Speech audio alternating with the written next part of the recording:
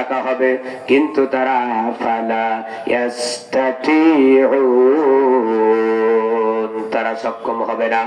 যারা দুনিয়াতে সিজদা করতে পারলো না, আল্লাহকে সিজদা করলো না, যারা নামাজ পড়লো না, আযান হয়ে গেল, মসজিদে উপস্থিত হলো না, নামাজের জন্য ডাকা হলো, তারা নামাজের জন্য আসলো না, তাদেরকে যখন সিজদা করতে বলা হবে তারা আর সিজদা দিতে পারবে না।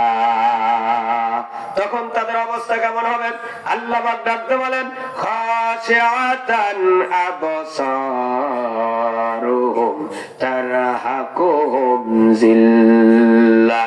তখন তারা খাশিআতান আবসারুহুম তারহাকুহুম জিল্লাহ, তখন তারা অবনত হয়ে যাবে, দৃষ্টি তাদের অবনত হয়ে যাবে, লজ্জায় লজ্জিত হয়ে তাদের দৃষ্টি অবনত হয়ে যাবে, মাথাটা নত হয়ে যাবে, তারা লজ্জা করবে আর মাথাটা টান করে উঠাতে পারবে না।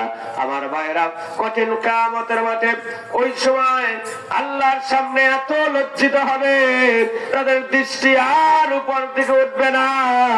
এই কারণে আমি আমার ভাইদেরকে বলে যাই, আমার ভাইরা, আমার বন্ধুগণ, আমার বাবাজিরা, যেই সময়ের জন্য নামাজের আহ্বান করা হয় অবশ্যই আমাদের নামাজ আদায় করতে হবে। কথা বলেন ঠিক কিনা?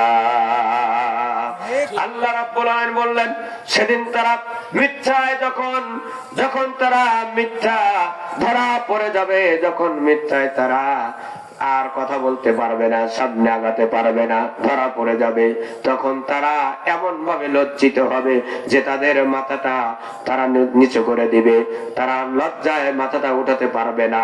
আল্লাহ পাক ডাকতে বলে, ওয়াকাদ কানু ইউদাউনা ইলাস সুজুদি ওয়া হুম সালিমুন।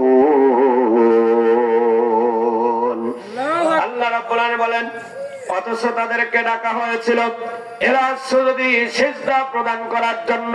তাদেরকে দুনিয়ায় যখন তারা ছিল, আমি আল্লাহ পাক তাদেরকে ডেকেছিলাম, তোমরা আসো, আজ আমাদের জন্য আসো, আমার জিকির তোমরা করো, আমাকে তোমরা অনুসরণ করো, আমাকে তোমরা স্মরণ করো।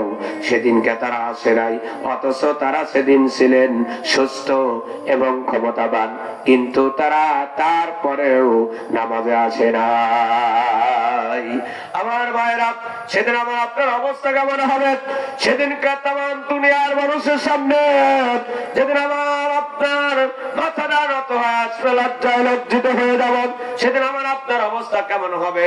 সেই দিন আসার আগে আমি আপনাদের কাছে বলে যাই, আমার ভাইরা, আমার বন্ধুগণ, আমার এই মসজিদে যখন আযান হয়ে যাবে, আমরা আযান শোনার সাথে সাথে আমরা মসজিদের মধ্যে প্রবেশ করব আর আল্লাহ রাব্বুল আলামিনের কুদরতি পায়ে সিজদা প্রদান করব।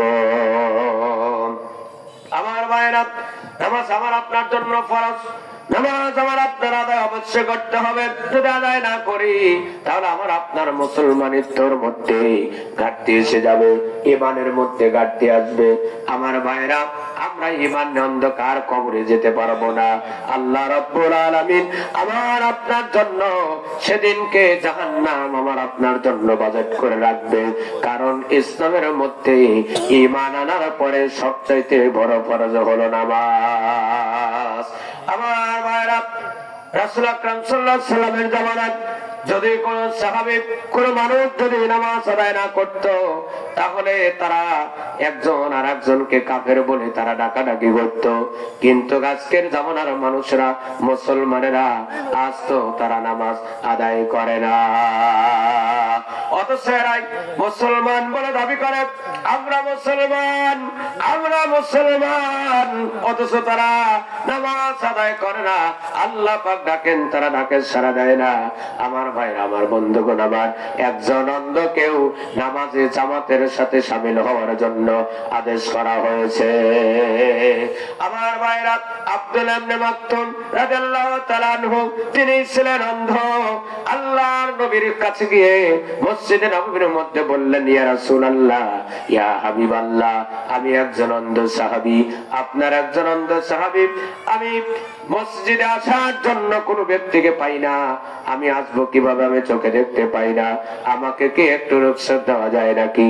আমাকে একটু বাড়িতে নামাজ পড়ার আদেশ দেওয়া যায় নাকি? আল্লাহ রাসূল সাল্লাল্লাহু আলাইহি ওয়াসাল্লাম বললেন, হ্যাঁ যাও। তোমাকে রুখসত দেওয়া হলো।